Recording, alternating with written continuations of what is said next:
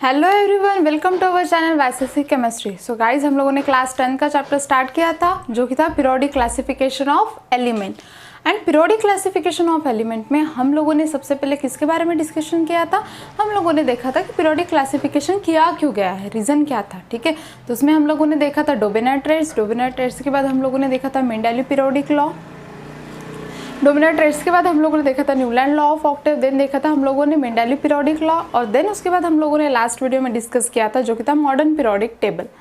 Clear है यहाँ तक कि आप लोगों को जितने भी वीडियो मैंने अपलोड किया आप लोगों को समझ में आ रहे होंगे। ठीक है, तो मैं अगर आप लोग जितने भी हम लोगों ने पोर्शन देखे उसमें से अगर इंपॉर्टेंट पोर्शन की बात करूँगी तो वो आता है modern periodic law and the Mendeleev merits and the demerits. ये आप लोगों को एग्जाम्स में बहुत बार पूछे जाते हैं। ठीक है, तो वो आप लोगों को आना बहुत ज़्यादा इंपॉर्टेंट है। चलो, तो यहाँ तक कि हम लोगों ने कंप्लीट किया था।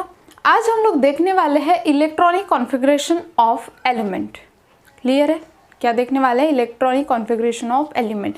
आप लोगों को according to the KLMN electronic configuration लिखने पड़ेंगे। किसके हिसाब से? KLMN के हिसाब से। ठीक है, तो सबसे पहले हम लोग देखेंगे कि ये KLMN होता क्या है। KLMN होने के बाद हम लोग डिस्कस करेंगे कि हम लोग किस वे से इलेक्ट्रॉनिक कॉन्फ़िगरेशन लिखते हैं। क्लियर है? चलो, तो स्टार्ट करते हैं। आज का जो हम लोगों का टॉपिक है, हम लोग चैप्टर पढ़ रहे हैं पीरियोडिक क्लासिफिकेशन ऑफ एलिमेंट। और पीरियोडिक क्लासिफिकेशन ऑफ एलिमेंट में आज हम लोग डिस्कस करने वाले हैं इलेक्ट्रॉनिक कॉन्फ़िगरेशन।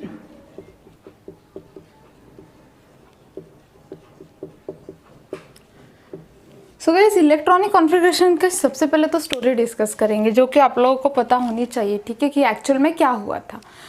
तो देखो, अब हम लोग देखते हैं एटम से। अब एटम सबको पता है, फाइनली डिवाइडेड पार्टिकल है। ठीक है, जिसको हम लोग क्या नहीं कर सकते, डिवाइड नहीं कर सकते। ठीक है, एटम में क्या क्या प्रेजेंट होता है guys? Proton, electron and the neutron. क्या क्या प्रेजेंट होता है? Proton, electron and the neutron. ठीक है, ये सारी चीज़ें किस में प्रेजेंट होती है? एटम्स में।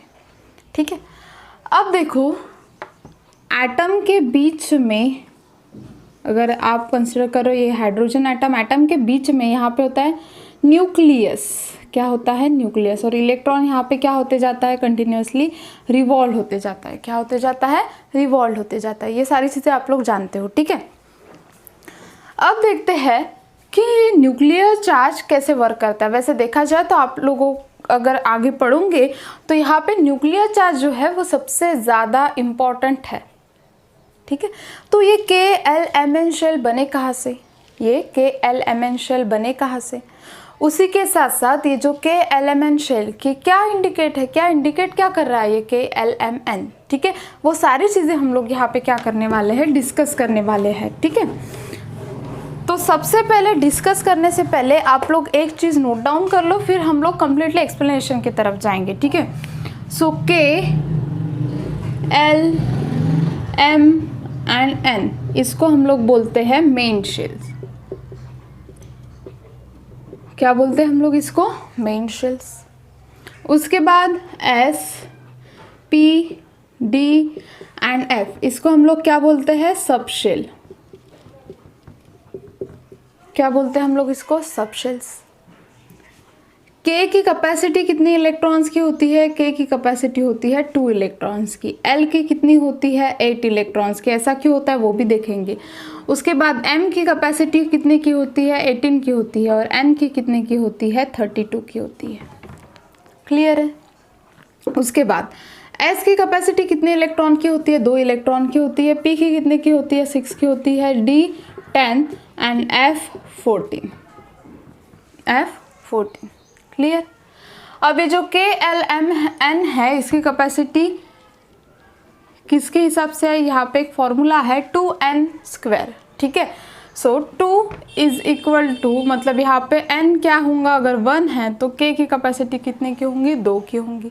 मतलब ये अगर फर्स्ट शेल में आ रहा है, फर्स्ट ऑर्बिट में आ रहा है तो n क्या होगा, n मतलब क्या, नंबर ऑफ ऑर्बिट, ठीक है। तो यहाँ पे क्या होगा 1। अगर n आप लोगों का क्या है 2 है तो कितना आएगा यहाँ पे 2 का स्क्वायर, मतलब यहाँ पे कितना होगा 4 इंटू 2 तो कितना आ जाएगा 8। तो इसलिए ये सेकंड सेल में था, तो इसलिए यहाँ पे कितना आया गाइज 8 आया, ठीक है। उसके बाद अगर 18 की बात करते हो तो देखो यहाँ पे 2 3 का स्क्वायर, ठीक है। सो 3 का स्क्वायर कितना है यहाँ पे 6 इंटू 2 दैट इज द 12, ठीक है, सॉरी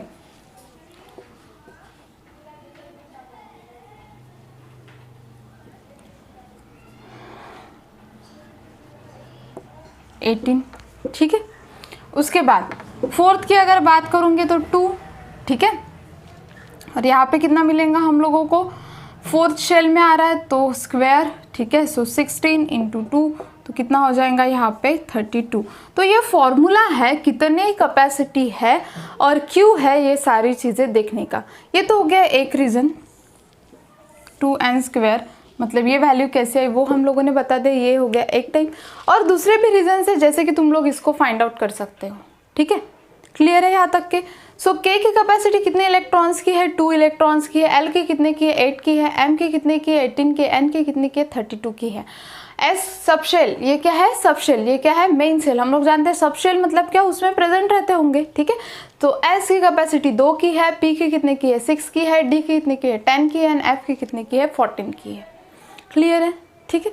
चलो अब इसको छाप लो हम लोग। उसके पहले ये जो हम लोगों ने डिस्कस किया, देन इसके बाद हम लोग देखेंगे कि इसकी कैपेसिटी इस वजह से क्यों आती है, अरेंजमेंट क्या है, ये सारी चीज़ें, और KLMN क्या स्टैंड करता है, कहाँ से बनी ये सारी चीज़ें, वो हम लोग डिस्कस करेंगे। लेकिन उसके पहले स्क्रीनशॉट निकालो।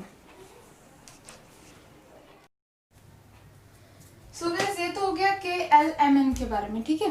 तो अभी ये KLMN है क्या, तो मेनली गाइस इसकी डिस्कवरी हुई क्वांटम नंबर से। जो वर्ड में बोल रही हूँ वो देखो क्या है, क्वांटम नंबर, ठीक है। क्वांटम नंबर मतलब क्या होता है, क्वांटम मतलब होता है, क्वांटा मतलब होता है एनर्जी, ठीक है। और नंबर मतलब क्या होता है, ये जो क्वांटम नंबर होती है ये स्पेसिस क्या, कहाँ पे हेल्प करती है हम लोगों को, ये स्पेसिस बताती है हम लोगों को एनर्जी स्टेट, उसके साथ साथ पोजीशन ऑफ इलेक्ट्रॉन, ठीक है। सो एनर्जी स्टेट बताएगा, पोजीशन ऑफ इलेक्ट्रॉन बताएगा, ठीक है। उसी के साथ साथ सेकंड बात क्या रहेंगी, energy state, position of electron and ये ऑर्बिटल के बारे में हम लोगों को इंफॉर्मेशन देगा। किसके बारे में, ऑर्बिटल के बारे में, ठीक है। तो position, energy state, position of electron and the orbital के बारे में ये क्या करेंगे, हम लोगों को इंफॉर्मेशन देंगे। 1 सेकेंड गाइस।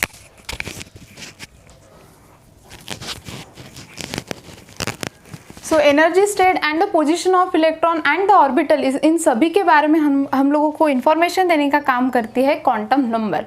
अब देखते हैं वो कैसे होगा, ठीक है। So quantum number are divided into the K, L, M and the N।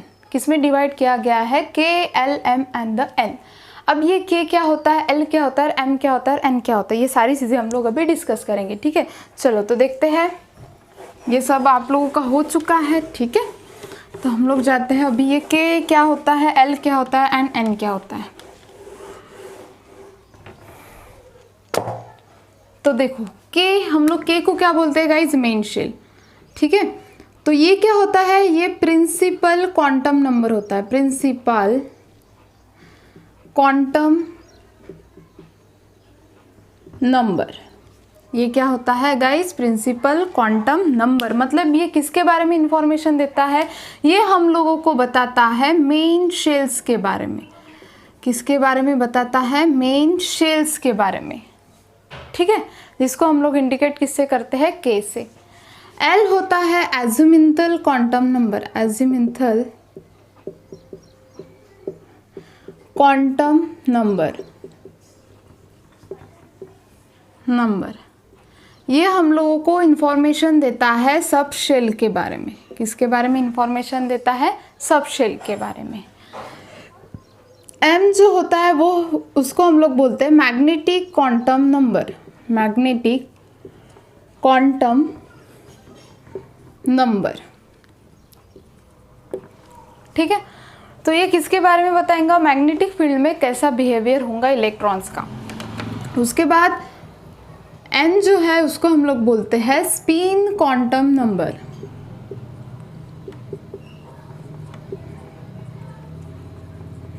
क्या बोलते हैं, स्पिन क्वांटम नंबर। स्पिन मतलब जो इलेक्ट्रॉन है वो क्लॉकवाइज रोटेट हो रहा है या फिर वो कैसे एंटी क्लॉकवाइज रोटेट हो रहा है। एग्जैक्ट रोटेशन कैसा है, क्लॉकवाइज है या फिर एंटी क्लॉकवाइज है, वो बताने का काम करता है स्पिन क्वांटम नंबर। कौन करता है, spin quantum number. So K represented the principal quantum number. L जो मेन शेल है वो बताता है एजुमेंटल क्वांटम नंबर, मतलब ये सब शेल के बारे में इंफॉर्मेशन देता है। M is the magnetic quantum number and the N is the spin quantum number. N क्या है हम लोगों का, स्पिन क्वांटम नंबर। क्लियर है, ठीक है। ये हर एक जन का क्या है, रिप्रेजेंटेशन। स्पिन मतलब क्या, इलेक्ट्रॉन रिवॉल्व हो रहा है। किसको रिवॉल्व होता है गाइज, सेंटर में कौन है, न्यूक्लियस। ठीक है, उसको क्या होता है, रिवॉल्व होता है। तो रिवॉल्व होते टाइम आइदर वो क्लॉकवाइज रोटेट हो रहा है या फिर एंटी क्लॉकवाइज रोटेट हो रहा है, उसको हम लोग बोलते हैं स्पिन क्वांटम नंबर। कौन सा क्वांटम नंबर बोलते हैं, स्पिन क्वांटम नंबर। ठीक है, तो ये हो गए के एल एम एन। अब देखते हैं क्या होता है। देखो हम लोग ये जो न्यूक्लियस है, यहाँ पे कौन होता है, न्यूक्लियस। ठीक है,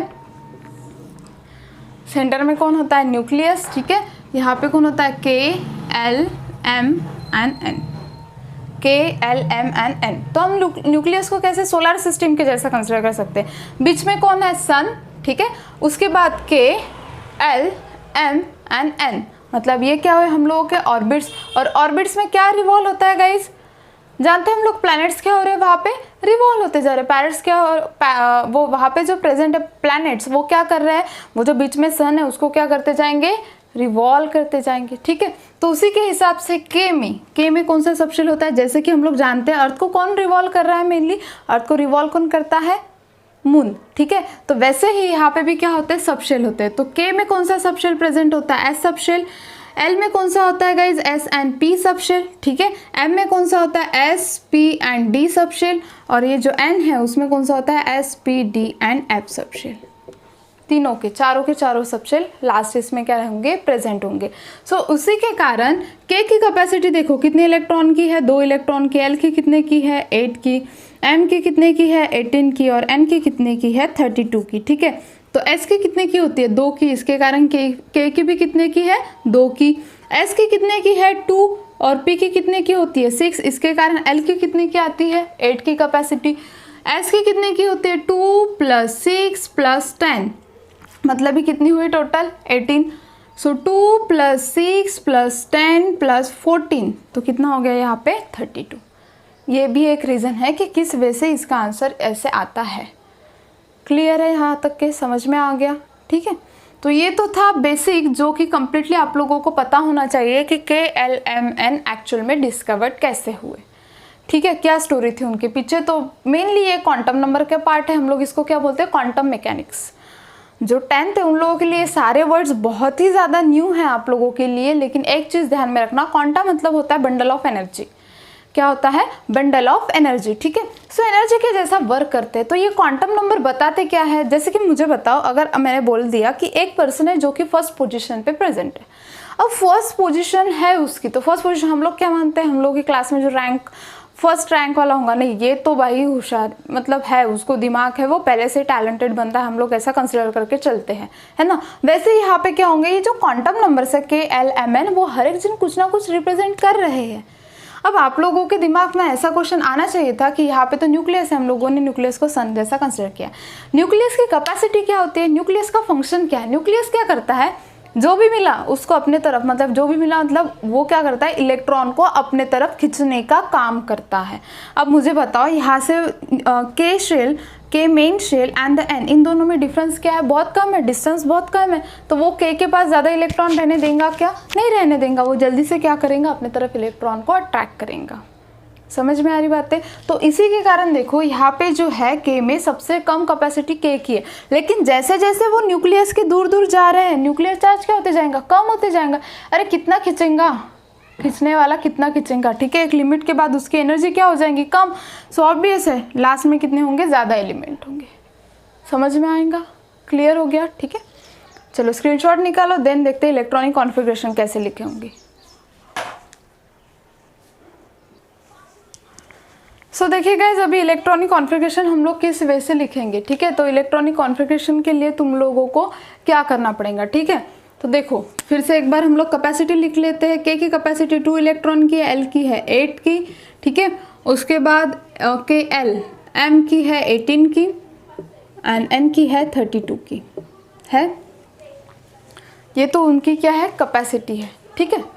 लेकिन देखो होता क्या है एक्चुअल में, अभी हम लोग लेते हैं के एल एम एन एन, ठीक है। हम लोग बोल रहे हैं कि के की कैपेसिटी इतनी इतनी इलेक्ट्रॉन की है, जैसे कि कितनी 2, 8, 18 एंड 32।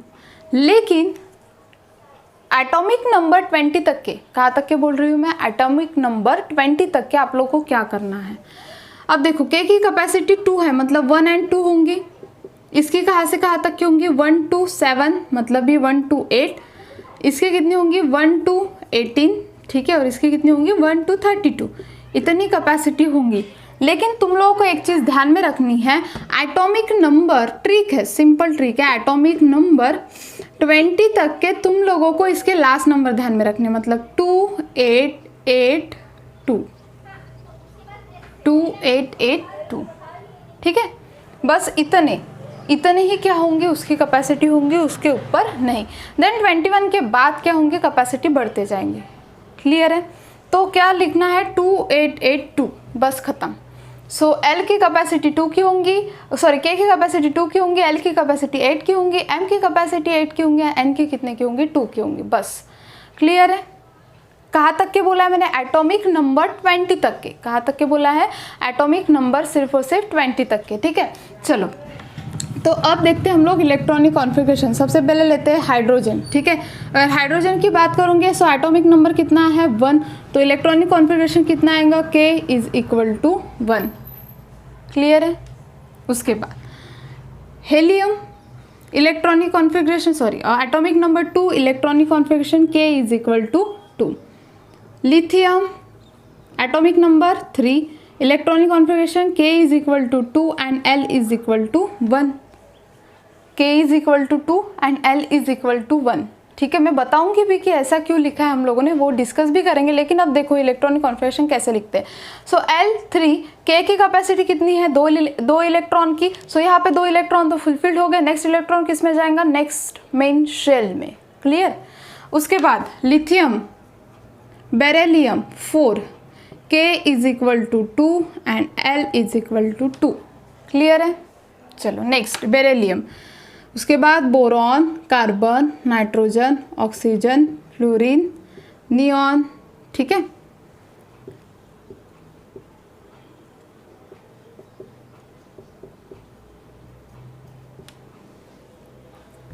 अब देखते हैं बोरॉन एटॉमिक नंबर 5, 6, 7, 8, 9 एंड 10, ठीक है। घर पे ट्राई करना है आप लोगों को वो।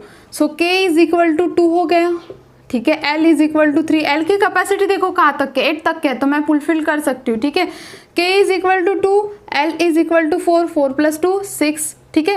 K = 2, L = कितना आएगा 5, 5 + 2 7, ठीक है। K = 2, L = 6, 6 + 2 8, K = 2 and L = 7, 7 + 2 9, K = 2 and L = 8। देखो अभी यहाँ पे L = 8, मतलब मेरा जो L मेन शेल है वो फुलफिल्ड हो गया, ठीक है।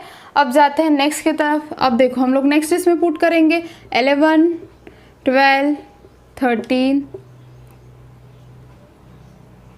14, 15, 16 एंड 17, ठीक है।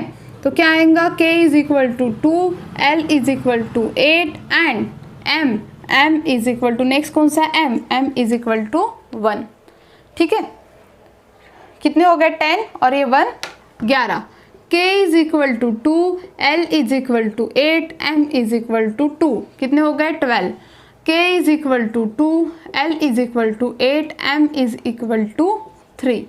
K = 2, L = 8 and M = 4। K is equal to 2, L is equal to 8, M is equal to 5। K is equal to 2, L is equal to 8, M is equal to कितना हो जाएगा 6। K is equal to 2, L is equal to 8, M is equal to 7। ठीक है, चलो next कौन से बचे? Chlorine हो गया, 7 हो गया। अर्गॉन K का, सो अर्गॉन 18, 19 एंड 20। ठीक है, तो देखो अर्गॉन, अब अर्गॉन की कैपेसिटी कितने इलेक्ट्रॉन्स की होंगी? देखो यहाँ पे हम लोग लिखते हैं argon 18, K is equal to 2, L is equal to 8 and M is equal to कितना होगा 8। ठीक है, so K is equal to 2, L is equal to 8 and M is equal to 1। K is equal to 2, L is equal to 8, M is equal to 2, sorry M is equal to 8, N is equal to 1, यहाँ पे N is equal to आएगा 2। समझ में आ गया? ठीक है, अब देखो आप लोगों के मन में ये वाला क्वेश्चन आया ही होगा कि यहाँ पे तो आप लोगों ने 18 की बोली थी, ठीक है, 18 की कैपेसिटी है और यहाँ पे तो 32 की है, तो हम लोग आगे गए कैसे? तो इसका एक ही रीज़न है कि गाइज आप लोगों ने ऑक्टेट रूल ये सुना होगा या नहीं मुझे नहीं पता, लेकिन मैं इसके बारे में इंफॉर्मेशन दे देती हूँ। एक होता है ऑक्टेट रूल, ठीक है, और according to the octet rule हम लोग बोलते हैं कि अगर आप लोग एक चीज़ ध्यान में रखो कि अगर लास्ट वैलेंस शेल में, किसमें? लास्ट वैलेंस शेल में अगर 8 इलेक्ट्रॉन प्रेजेंट है, कोई भी एलिमेंट के लास्ट वैलेंस शेल में अगर 8 इलेक्ट्रॉन प्रेजेंट है तो वो क्या गेन करता है? वो गेन करता है स्टेबिलिटी। क्या गेन करता है? स्टेबिलिटी। तो ऑब्वियस है इस यूनिवर्स में जितनी भी चीज़ें हो रही है वो सारे किसके कारण हो रही है? स्टेबिलिटी के लिए। हर लोगों, जितने भी लोग हैं, सबको, जितने भी एलिमेंट्स हैं, सबको क्या चाहिए? स्टेबिलिटी चाहिए। हम लोग भी पढ़ रहे हैं, किसके लिए पढ़ रहे हैं? स्टेबिलिटी। कहीं तो भी जाके हम लोगों को स्टेबल होना है। स्टेबल होना मतलब हम लोगों के पास क्या आना चाहिए? मनी आना चाहिए। जैसे कि अब यहाँ पे मनी तो नहीं मिलेंगे, यहाँ पे क्या होगा? इलेक्ट्रॉन्स। ठीक है, तो इलेक्ट्रॉन्स के लिए सारी जितने भी एलिमेंट्स है वो बॉन्डिंग, केमिकल बॉन्डिंग, ये बॉन्ड वो बॉन्ड, इसके साथ बनाओ उसके साथ बनाओ, ये सारी चीज़ें क्यों हो रही है? स्टेबिलिटी के लिए। और स्टेबिलिटी के लिए हम लोग बोलते हैं according to the octet rule, अगर लास्ट वैलेंस शेल में 8 इलेक्ट्रॉन आते हैं तो वो महा स्टेबल पर्सन है। ठीक है, सो इसको देखो, यहाँ पे क्या है? लास्ट वैलेंस शेल में 8 इलेक्ट्रॉन है, यहाँ पे भी 8 इलेक्ट्रॉन है। 8 आने के कारण वो क्या करेगा? स्टेबिलिटी गेन करेगा। और इसीलिए हम लोग क्या बोलते हैं कि M की कैपेसिटी आप लोग 8 तक के कंसिडर करो एंड N की कैपेसिटी आप लोग 2 तक के कंसिडर करो, क्योंकि अगर 2 इलेक्ट्रॉन निकल गए, 2 इलेक्ट्रॉन को निकालना आसान है, 8 इलेक्ट्रॉन को निकालने के लिए ज़्यादा एनर्जी लगेंगी, तो ऑब्वियस है वो क्या करेगा? स्टेबिलिटी गेन करेगा। क्या गेन करेगा? स्टेबिलिटी गेन करेगा। और आप लोगों को बोर्ड एग्जाम में एटॉमिक नंबर 20 तक के इलेक्ट्रॉनिक कॉन्फ़िगरेशन पूछे जाते हैं, उसके बाद नहीं। ठीक है, सो एटॉमिक नंबर कहाँ तक के देखोगे तुम लोग? 20 तक के, उसके बाद के नहीं। क्लियर है? चलो, तो ये क्लियर हो गया होगा, इसका स्क्रीनशॉट निकालो। इसके बाद हम लोग देखेंगे पीरियोडिसिटी।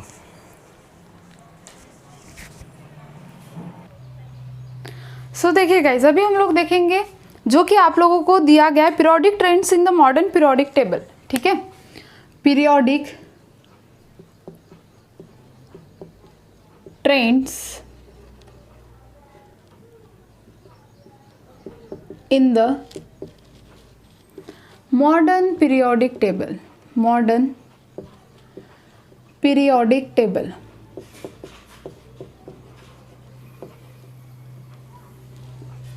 ठीक है, अब ये पीरियोडिक ट्रेंड्स होते क्या है? मेनली होता क्या है, पीरियड्स एंड ग्रुप्स में। ठीक है, पीरियड्स एंड ग्रुप में पीरियोडिक टेबल के क्या है? डिफरेंट कैरेक्टरिस्टिक्स है। जैसे कि क्या, एक पीरियोडिक टेबल अगर कंसिडर करते हो तो वहाँ पे क्या होगा गाइज? एक तो होती है वैलेंसी, वैलेंस शेल भी होता है, जो कि आप लोगों को टेक्स्ट बुक में नहीं दिया है, बट हम लोग देखेंगे कि वैलेंस शेल क्या होता है, वो भी थोड़ा सा डिस्कस कर लेंगे। Valency, valence shell, atomic size and metallic, जो कि बहुत ही ज़्यादा इंपॉर्टेंट है, metallic and non metallic character. Metallic and non metallic character. ठीक है,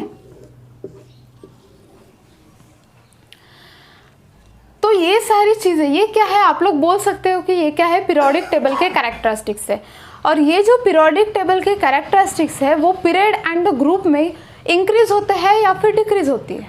ठीक है, ऑब्वियस है ना। पीरियड मतलब हम लोग कैसे कंसिडर करते हैं, हॉरिजॉन्टली, ठीक है, और ग्रुप कैसे कंसिडर करते हैं, वर्टिकली। सो ऑब्वियस है ग्रुप एंड पीरियड इन दोनों में कुछ तो डिफरेंसेस होंगे, ठीक है। और यही हम लोगों को पीरियोडिक टेबल के characteristics in groups and period में क्या होते हैं, ये सारी चीज़ें हम लोगों को डिस्कस करनी है, ठीक है।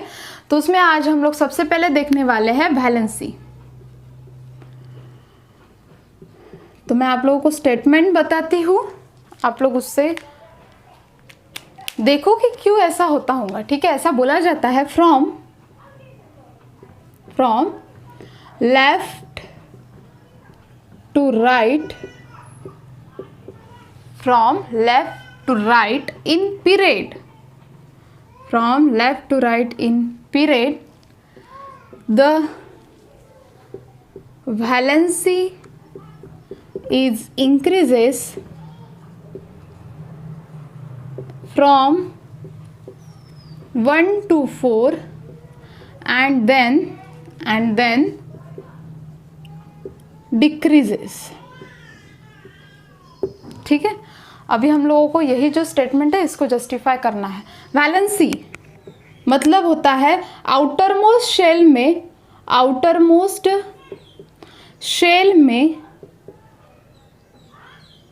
प्रेजेंट रहने वाले इलेक्ट्रॉन, आउटरमोस्ट शेल में प्रेजेंट रहने वाले इलेक्ट्रॉन्स को हम लोग बोलते हैं वैलेंसी। वो क्या होंगी, उसकी उतनी वैलेंसी, जैसे कि हाइड्रोजन के लास्ट आउटरमोस्ट शेल में एक इलेक्ट्रॉन है तो हम लोग क्या बोलेंगे, उसकी वैलेंसी कितनी है गाइज, 1, ठीक है। चलो, तो अभी हम लोगों को ये प्रूव करना है कि from left to right in period the valency increases from 1 to 4 and then decreases, ठीक है। चलो, तो एक टेबल निकालते हैं जो कि है हम लोगों का थर्ड पीरियड। अब पीरियड बोला है तो सबसे पहले पीरियड का एग्जांपल लेना पड़ेगा ना। सो पीरियड लेते हैं, हम लोग ले रहे हैं थर्ड पीरियड ना। थर्ड पीरियड में ये एलिमेंट है,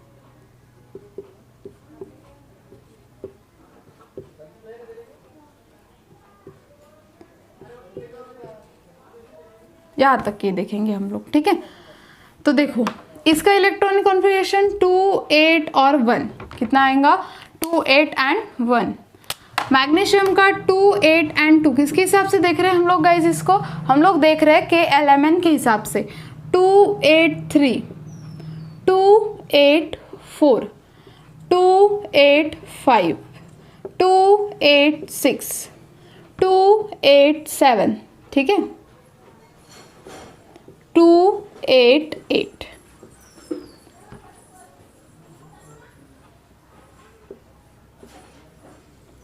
ठीक है। तो ये हो गया इलेक्ट्रॉनिक कॉन्फ़िगरेशन। अभी हम लोगों ने बोला वैलेंसी मतलब आउटरमोस्ट शेल में प्रेजेंट रहने वाले इलेक्ट्रॉन, ठीक है। चलो, तो यहाँ पे देखते हैं कितने इलेक्ट्रॉन है वैलेंस शेल में, 1, यहाँ पे 2, यहाँ पे 3, यहाँ पे 4। अब यहाँ तक के बाद ठीक है, 1, 2, 3, 4 क्या हो रहा है, इंक्रीज हो रहा है। बट फॉस्फोरस से देखो, अभी फॉस्फोरस से क्या हो रहा है, देखो हम लोगों ने अभी देखा था according to the octet rule last valence shell में 8 इलेक्ट्रॉन अगर है तो वो गेन करता है स्टेबिलिटी।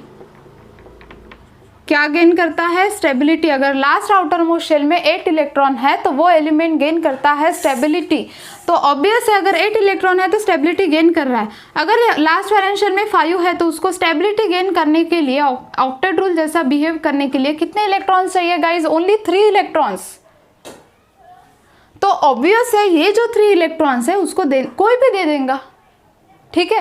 तो ये स्टेबिलिटी की तरफ जा सकता है। तो ऑब्वियस है ये खुद के पांचों के पांचों इलेक्ट्रॉन लॉस करेगा या फिर किसी से 3 इलेक्ट्रॉन लेने का सोचेगा, कोई भी होगा। अगर क्या बोलेगा, नहीं भाई मैं 5, मेरे पास 5 ऑलरेडी है, मैं 3 किसी से ले लेता हूँ और मैं क्या कर लेता हूँ, स्टेबिलिटी गेन कर लेता हूँ। तो इसी के कारण यहाँ पे क्या होता है, according to the octet rule उसको जितने कम है ऑक्टेट रूल को कंप्लीट करने के लिए उतने हम लोग क्या लिखते हैं, उसकी वैलेंसी लिखते हैं।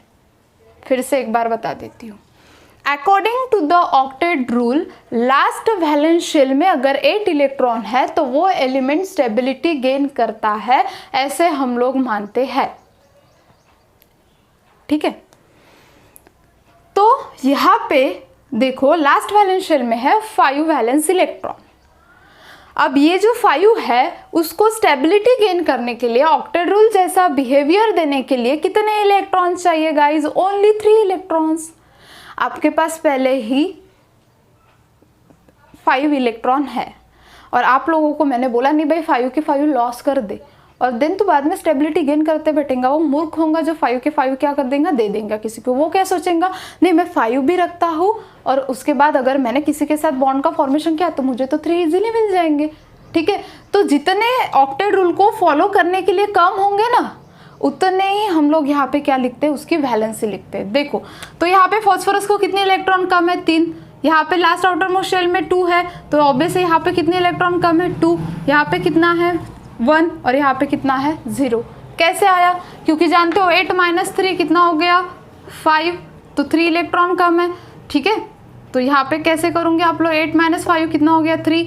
8 - 6 कितना है? 2 इलेक्ट्रॉन कम है। 8 - 7 कितना है? 1 इलेक्ट्रॉन कम है और यहाँ पे कितने हैं? 0, क्योंकि लास्ट आउटर मोस्ट शेल में 8 इलेक्ट्रॉन है। तो अगर आप लोग यहाँ पे देखोगे तो यहाँ पे क्या हो रहा है, फ्रॉम 1 to 4 जो वैलेंसी है वो क्या होते जा रही है? इंक्रीज। 1 2 3 एंड 4। देन उसके बाद क्या हो रही है? डिक्रीज। इसलिए हम लोग बोलते हैं वैलेंसी आर इंक्रीजेस। पहले क्या होंगी? इंक्रीज होंगी पीरियड में और देन क्या होंगी? डिक्रीज होंगी। समझ में आ गया वैलेंसी का? वैलेंसी पहले पीरियड में क्या होंगी? इंक्रीज होंगी किसी हद तक के। खुद डिसीजन लेना, वहाँ पे खुद दिमाग लगाना, कंसेप्ट क्लियर रखो कि यहाँ पे क्या हो रहा है। लास्ट आउटर मोस्ट शेल में जितने इलेक्ट्रॉन है तो 1 2 3 एंड 4। अब आप लोग बोलोगे यहाँ पे क्यों नहीं लिया ऑक्टेट रूल के हिसाब से? यहाँ पे ऑक्टेट रूल के हिसाब से अगर आप लोग लेते हो तो बहुत ही ज़्यादा डिफरेंस है। मुझे बताओ 8 - 7 तो यहाँ पे आया 1। मुझे कितने इलेक्ट्रॉन चाहिए ऑक्टेट रूल को फॉलो करने के लिए? यहाँ पे 7 इलेक्ट्रॉन।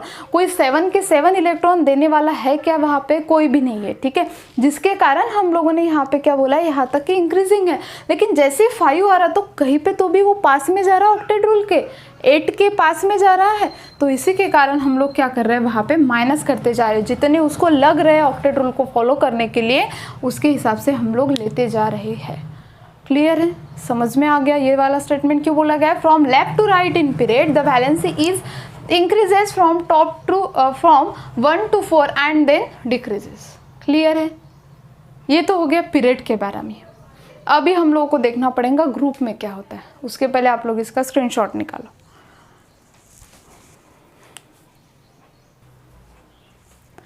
सो गाइस अभी हम लोग देखते हैं ग्रुप में क्या होता है। ठीक है, सो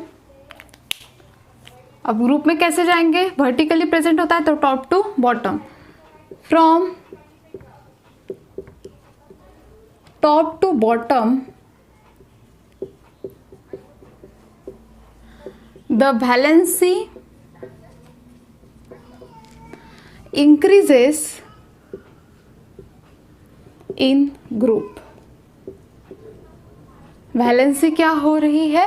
इंक्रीज हो रही है। क्या हो रही है? वैलेंसी इंक्रीज हो रही है। अब ऐसा क्यों होता होगा? देखो अब आते हैं हम लोग टॉप टू बॉटम की तरफ वर्टिकली। अब ये हम लोगों ने हॉरिजॉन्टल देखा था। So hydrogen, lithium, sodium and potassium, इसका एग्जांपल लेते हैं। ठीक है, देखो हाइड्रोजन का एटॉमिक नंबर 1 है तो यहाँ पे क्या होगा? K is equal to 1। यहाँ पे K is equal to 2, L is equal to 1 electronic configuration. ठीक है, K is equal to 2, L is equal to 8 and M is equal to 1। K is equal to 2, L is equal to 8। ठीक है, M is equal to 8 and N is equal to 1। Clear हो गया? ठीक है, तो N is equal to 1। अभी इसका निकालते हैं हम लोग स्ट्रक्चर। क्या निकालते हैं? स्ट्रक्चर। ठीक है, देखो अगर आप लोग यहाँ पे आउटर मोस्ट शेल की बात करोगे, आउटर मोस्ट शेल की अगर बात करते हो वैलेंसी में, तो यहाँ पे इंक्रीजेस नहीं, यहाँ पे चाहिए कांस्टेंट या फिर डिक्रीज हो रही है। कांस्टेंट या फिर डिक्रीज हो रही है। सो वैलेंसी की बात करते हो तो आउटर मोस्ट शेल में 1 1 1 एंड द 1 कितना है? एक ही है, कांस्टेंट है। ठीक है, बढ़ रहा है ना घट रहा है, सिर्फ 1 1 1 1 1 आते जा रहा है। ठीक है, सो यहाँ पे वैलेंसी क्या होती है? In the top to bottom in a group, top to bottom valency क्या होती है गाइज? कांस्टेंट होती है। वैलेंसी क्या होती है, कांस्टेंट। एग्जांपल क्या है, देखो हाइड्रोजन, लिथियम, सोडियम, पोटेशियम एक ही ग्रुप में आ रहे हैं, वैलेंसी क्या है उसकी 1। क्लियर हो गया, ठीक है। सो इन द पीरियड वैलेंसी क्या होती है, इन पीरियड वैलेंसी क्या होती है, पहले इंक्रीज होती है देन डिक्रीज होती है, but in the group valency क्या आती है, कांस्टेंट, सेम आती है। क्लियर हो गया, ठीक है। तो ये था हम लोगों के periodic trends in the modern periodic table में सबसे पहला जो कि था हम लोगों ने डिस्कस किया वैलेंसी के बारे में। क्लियर है। अब इसके बाद हम लोग डिस्कस करने वाला है atomic size, metallic and non metallic character, और उसके बाद आप लोगों को हैलोजन फैमिली दी है उसके बारे में, ठीक है। तो वो सारी चीज़ें देखेंगे हम लोग नेक्स्ट वीडियो में। लेकिन उसके पहले अगर आप लोगों को वीडियो अच्छी लगी होंगी तो प्लीज़ लाइक, शेयर और सब्सक्राइब करना मत भूलिए, ठीक है। और ऐसे सपोर्ट करते रहिए और पढ़ाई स्टार्ट कर दीजिए। Thank you so much.